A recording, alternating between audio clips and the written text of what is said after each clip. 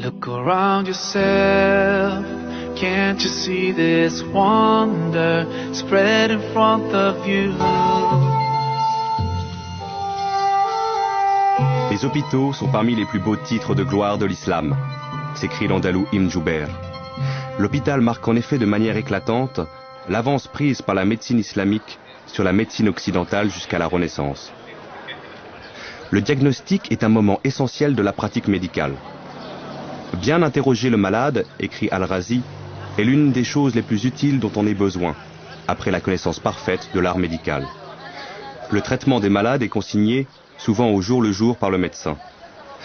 C'est par la somme de leurs observations que les médecins font école, leurs disciples pouvant travailler selon leurs résultats et leurs conseils, transmis dans des ouvrages dont certains resteront pendant des siècles des références essentielles. Certains des livres qui ont exercé une influence déterminante, aussi bien dans le monde islamique que plus tard en Europe, sont dus à Al-Razi, plus connu sous le nom de Rhazès, dont le fameux Kitab al-Hawi témoigne d'une démarche clinique exemplaire. Il y reconnaît sa dette envers ses maîtres grecs, tout en les dépassant là où l'expérience directe lui permet de le faire.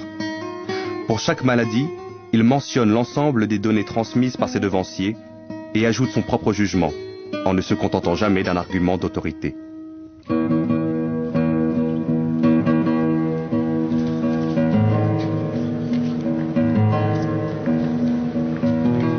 Les médecins viennent de toutes les régions de l'Empire. Ils voyagent, vont de la Mecque à Bagdad et de Cordoue à Samarcande, échangeant leurs expériences, enrichissant constamment leurs connaissances. Parmi les plus grands, outre Al-Razi, originaire d'Iran, Avicenne est né dans les steppes d'Asie centrale. Un musée lui est consacré, non loin de Boukhara, en Ouzbékistan. Il est universellement connu pour son canon de la médecine. Encyclopédie reconnue en Occident comme l'apogée et le chef-d'œuvre de la systématisation de la science arabe, et qui traduit au XIIe siècle en latin, dominera l'enseignement de la médecine en Europe jusqu'à la fin du XVIIe siècle. C'est une somme médicale, cohérente et organisée, rassemblant une littérature hellénistique, byzantine et syriaque, jusque-là fragmentaire, avec une mise à jour des connaissances à partir de ses observations personnelles.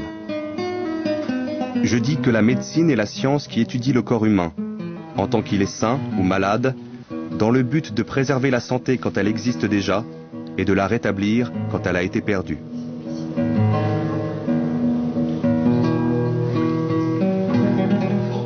Avicenne, c'est celui qui a effectivement essayé de construire un enseignement de la médecine d'une certaine manière, de rassembler tout de manière didactique.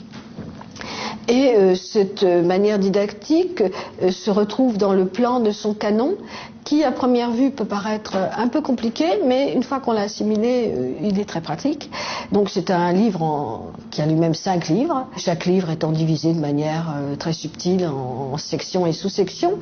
Le premier livre, ce sont les principes généraux, à la fois de l'anatomie, de la physiologie, et puis de la pratique, d'une certaine manière. Quels sont les grands principes qui doivent guider le praticien, les principes de régime, les principes d'attention à la vie du patient. Le deuxième livre, ce sont les médicaments dits simples, donc les végétaux, les minéraux simples, qui ont un effet sur le corps humain, soit pour le préserver en santé, soit pour le guérir quand il est malade. Dans le 5e livre, il y a une énumération donc des médicaments composés qui vont allier bien souvent un principe actif dû à leur vertu, à leur forme spécifique, à d'autres ingrédients qui vont avoir pour but de faciliter la pénétration de cette substance ou bien par la même occasion de rétablir un équilibre. Donc les médicaments composés forment une partie très importante de la thérapeutique médiévale arabe.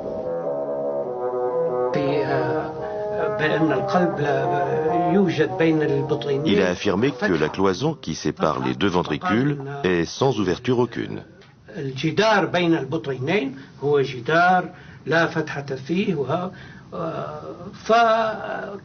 Bien d'autres erreurs ont été rectifiées par ces médecins.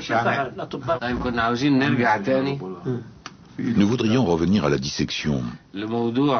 Était-elle soumise à des contraintes particulières? Et si oui, comment les Arabes les ont-ils dépassées? Bien entendu, il y avait des contraintes. Il y avait des puritains qui refusaient la dissection. Mais les médecins étaient une classe privilégiée, proche du savoir et du sultan. Alors ils passaient outre et disséquaient quand même. Comment Ibn Nafis aurait-il pu savoir que la cloison entre les deux ventricules est sans ouverture s'il n'avait pas pratiqué la dissection et constaté la chose de visu? Look around yourself, can't you see this wonder spread in front of you?